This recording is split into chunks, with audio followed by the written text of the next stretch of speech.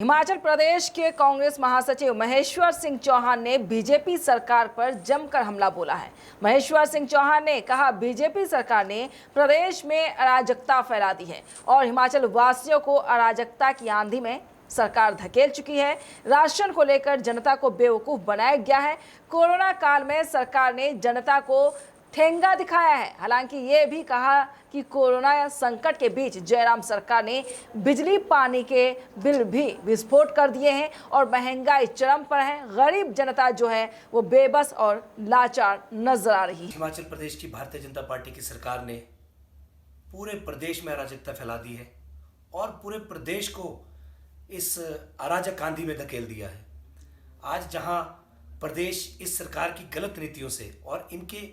वित्तीय कुप्रबंधन से आज बहुत बड़ा एक फाइनेंशियल क्रंच स्टेट पर है और जिस तरह से पिछले जब से कोरोना ने दस्तक दी है हिंदुस्तान के अंदर और हिमाचल प्रदेश की सरकार ने एक के बाद एक ऐसे गलत निर्णयों से हिमाचल के लोगों को प्रताड़ित करने का काम किया है और लगातार ऐसे वक्त में जबकि सबसे बड़ी राहत की उम्मीद हर जनमानस को सरकार से रहती है, हिमाचल की सरकार ने हिमाचल की जनता को एक के बाद एक ऐसा फैसला किया जिससे लगातार जनता प्रताड़ित होती रही है। कोरोना काल के अंदर में आप देखिए कि बिजली पानी के बिल मुख्यमंत्री जी कहते रहे कि हम 6 महीने के बिल होटलियर्स के भी माफ करेंगे और पर्यटन से जुड़ी संस्थाओं के माफ करेंगे। आज दिन तक बिजली पानी का कोई बिल माफ नहीं हुआ,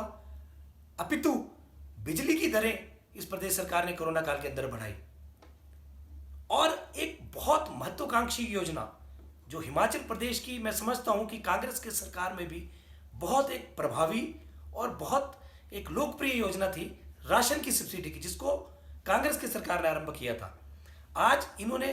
कोरोना काल के अंदर भारतीय जनता पार्टी की सरकार ने लाखों लोगों को हिमाचल प्रदेश के उस राशन की सब्सिडी से वंचित किया। ये दूसरा कुठाराघात हिमाचल प्रदेश की जनता में कोरोना काल में हुआ। उसके बाद पूरे लॉकडाउन के अंदर अव्यवस्था का आलम रहा और जितनी भी निर्णय जो हिमाचल सरकार के थे, आप देखेंगे कि ये सरकार रोल बैक गवर्नमेंट है। आज ये सुबह कोई निर्णय लेती है, शाम को उस पर पलटवार हो जाता है, फिर आप अगले दिन कोई और निर्णय लेते हैं, आपकी कैबिनेट कोई निर्णय लेती है, आपके मुख्यमंत्री कुछ कहते हैं। कभी मुख्यमंत्री जी कहते हैं कि हम हिमाचल प्रदेश को क्वारंटाइन डेस्टिनेशन ऑफ इंडिया बनाने का विचार कर रहे हैं, कभी पूरे देश दुनिया के पर्यटकों के लिए जो आपने हिमाचल के दरवाजे बेतरतीब तरीके से खोल दिए और आज वो संकट पूरे हिमाचल वासियों पर आ गया है। इसी तरह से पर्यटन के क्षेत्र में भी और हर क्षेत्र में आज सरकार ने हिमाचल प्रदेश को पूरी तरह से दिवालियापन के कगार पे ला दिया है। आज देखिए, अब बिजली की दरें बढ़ाई और अब जो आपके गलत फैसले थे, नीतियां थी, आपने हिमाचल प्रदेश में बसों के किराए की बढ़ाने की जब चर्चा हुई, आए दिन ये दलील दी जा रही थी कि नहीं, अभी ये जो इस पर फाइनल डिसीजन नहीं हुआ है, लेकिन ये तो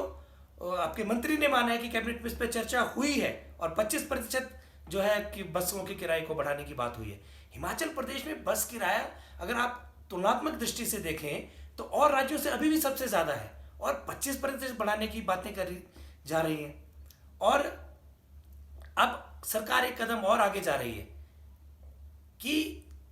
जो सरकार को राजस्व की प्राप्तियां नहीं हुई कोरोना काल के अंदर में, तो अब ये सरकार अपना जो चाबुक है वो भी जनता पर ही चलाना चाहती है। आप बसों का किराया भी आप बढ़ाना चाहते हैं और आप राशन की सब्सिडी आपने खत्म की है और आप आज अब ये लोगों के साथ एक और अन्याय करने जा रहे हैं कि जितना आपको राजस्व में कम प्राप्तियां हुई हैं, आप वो लोगों से उसको उगाही करना चाहते हैं। ये तो कोई भी कल्याणकारी सरकार का काम नहीं है, ये कोई मदद नहीं है सरकार की। और इसी तरह से अगर काम होता रहा तो हिमाचल प्रदेश में एक बड़े आंदोलन की नींव होगी और जिस तरह से ये निर्णय लिए जा रहे हैं कि आप हिमाचल प्रदेश के लोगों की जान माल की बिना परवाह किए, बिना किसी तौर तरीके के, बिना पूरे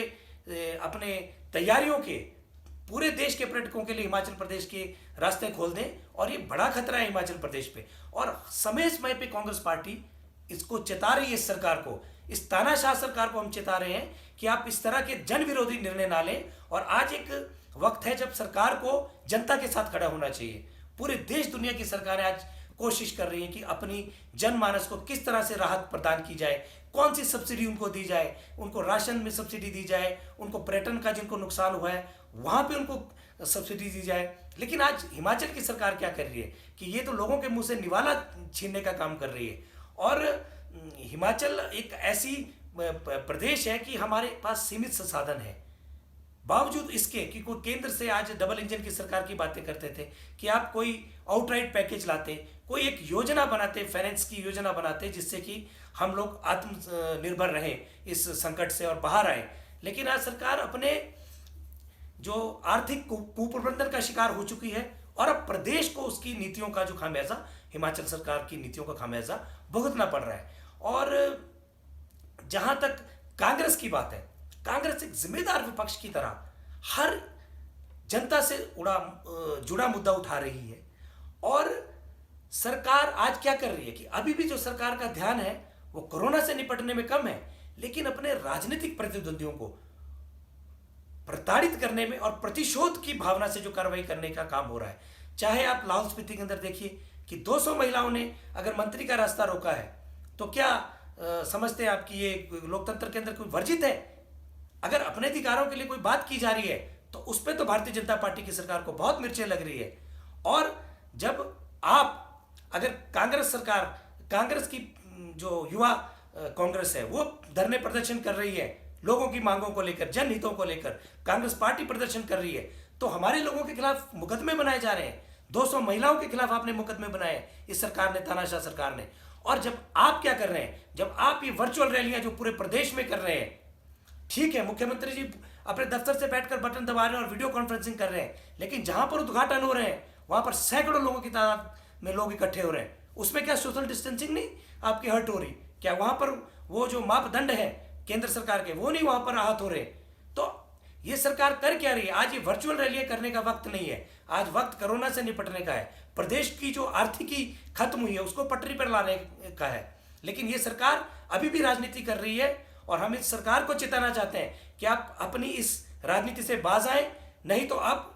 संघर्ष जो है सड़कों पर होगा। और कांग्रेस पार्टी ने हर वक्त पे आपको चेताया है और हर वक्त पे आपका जो कोरोना के अंदर समर्थन करना चाहिए था सरकार का वो हमने किया भी है। लेकिन अब ये सरकार जो है मुझे लगता है गूंगी और बहरी हो गई है, जो कि ना जनता की समस्या को